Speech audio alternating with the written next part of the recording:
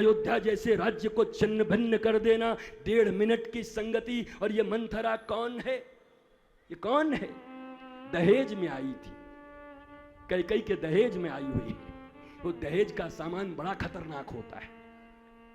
वृंदावन के एक बड़े संत थे, बोला जो जहेज में टीबी लेगा वहां को छाती में टीबी होएगा महाराज।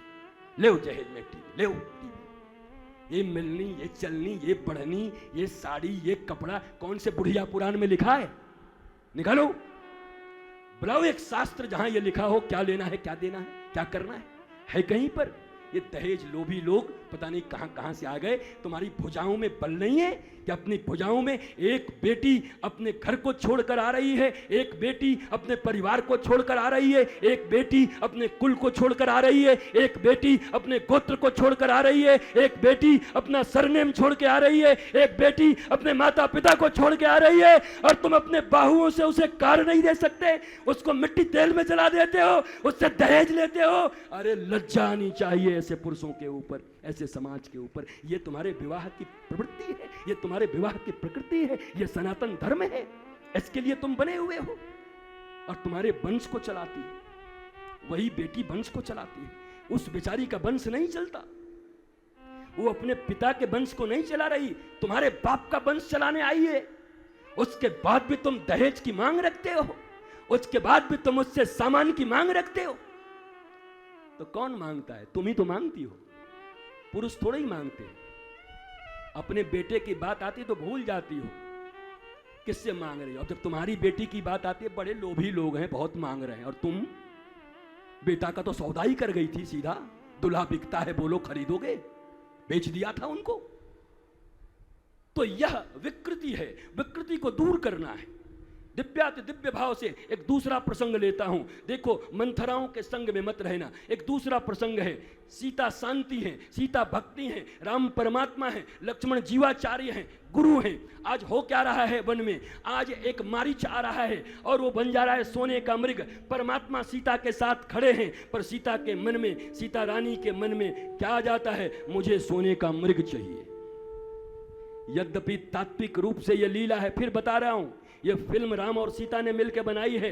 सीता के ऊपर आक्षेप नहीं, सीता तो जगत जननी है, परंतु अपनी लीलाओं से हमें सीख दे रही हैं। परमात्मा राम सामने खड़ा है, गुरुदेव सामने खड़े हैं, जीवाचार्य। उसके बाद भी सोने के हिरण पर उनका दिमाग चला गया। मुझे सोना चाहिए, 5 भर का हार लाओ, 10 भर का हार लाओ। भगवान ने कहा ठीक है, जब मैं सामने हूं, फिर भी अगर आपको अच्छा नहीं लगता, शांति में हो, भक्ति में हो, मैं जाता हूं। राम गए, पर लक्ष्मण को छोड़ कर गए। जब राम चले गए, मारीच चिल्लाया, हा लक्ष्मण कह के। लक्ष्मण जी ने कहा चिंता मत करो, राम को मारने वाला इस ब्रह्मांड में कोई नहीं है। लेकिन जानकी जी क्या करती हैं? लक्ष्मण जी को बोलने लगती हैं, अरे तेरी भावना को मैं पहचान रही हूं। राम चले गए तो यहां बैठा हुआ है, बचाने नहीं जा रहा है। अब मुझे, मेरी जो शंका थी वो धीरे धीरे, माता सीता ने कुछ कठोर शब्द कहे हैं, कुछ ऐसे शब्द कहे।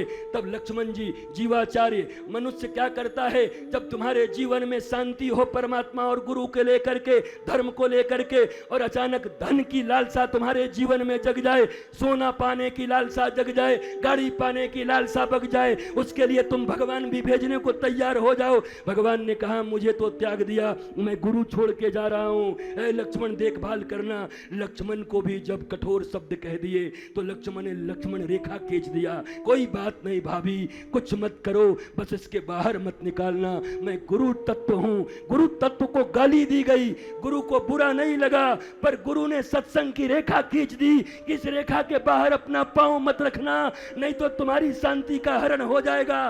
पहले तो सोने के लिए परमात्मा का परित्याग किया, और दूसरी बात, गुरुदेव को कठोर वचन कह के गुरु से दूरी बनाई। गुरुदेव के खींचे हुए सत्संग और उनकी वाणी की रेखा का उल्लंघन किया।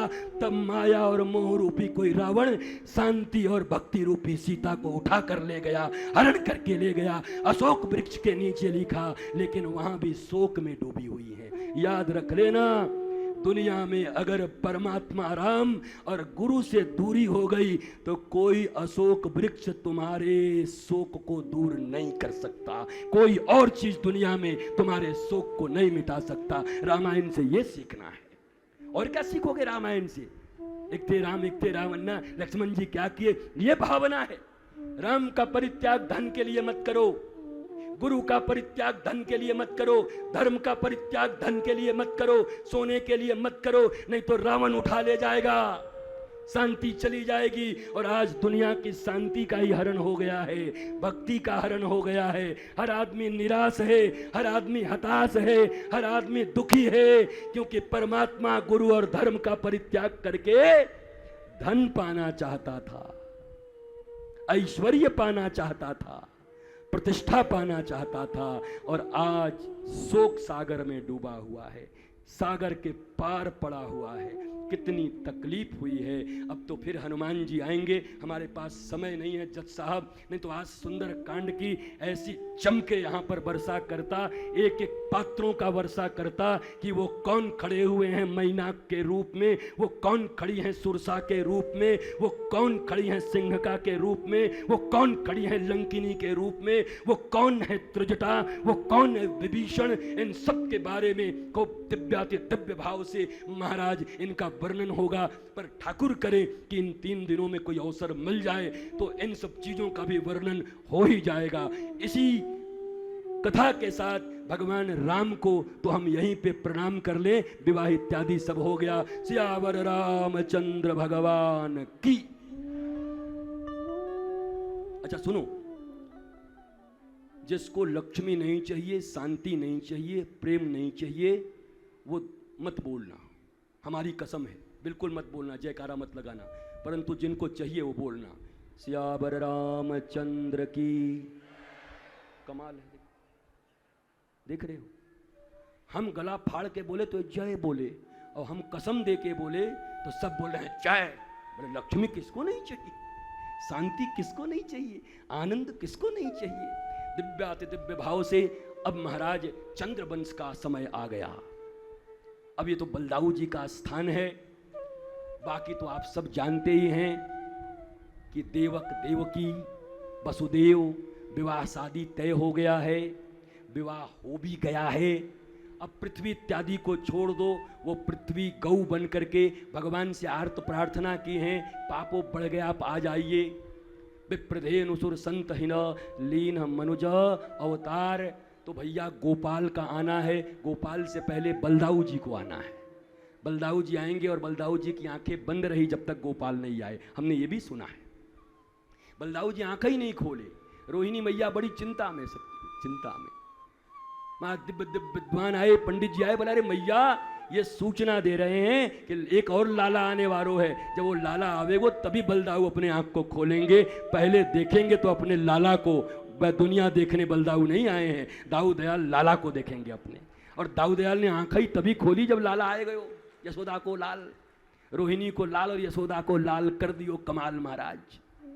5,500 वर्ष पहले आकर के जल को, स्थल को, फल को, सबको मुक्त कराने का प्रथम क्रांति का सूत्रपात्र अगर किसी ने किया, महाराज भारत में कृषि आंदोलन का बीड़ा किसी ने उठाया, भारत में हल किसी ने उठाया, समस्याओं का समाधान किसी ने दिया, तो भगवान बलराम। और सबसे क्रांतिकारी युवा के रूप में प्रकृति की पूजा होनी चाहिए, तो भगवान श्री कृष्ण जिन्होंने गिरिराज और प्रकृति की पूजा करवा दी। ये दोनों भाई नहीं महाराज, साक्षात परमात्मा हैं जो क्रांति करके शांति देने आए इस पृथ्वी पर, मानवता को शांति देने आए हैं। बलदाऊ जी का जन्म हो गया महाराज। रोहिणी जी वो सप्तम गर्भ है, कर्षित करके ले जाया गया, रोहिणी जी के गर्भ में डाल दिया गया। हमको रात में एक आदमी सिखा रहे थे कि गुरुजी बहुत बढ़िया मौका है, इसी पर सरोगेसी पर बोल दीजिए। हम क्यों, अच्छा जरूरी है कि हम विज्ञान से जोड़ते रहें, मजबूरी है हमारी।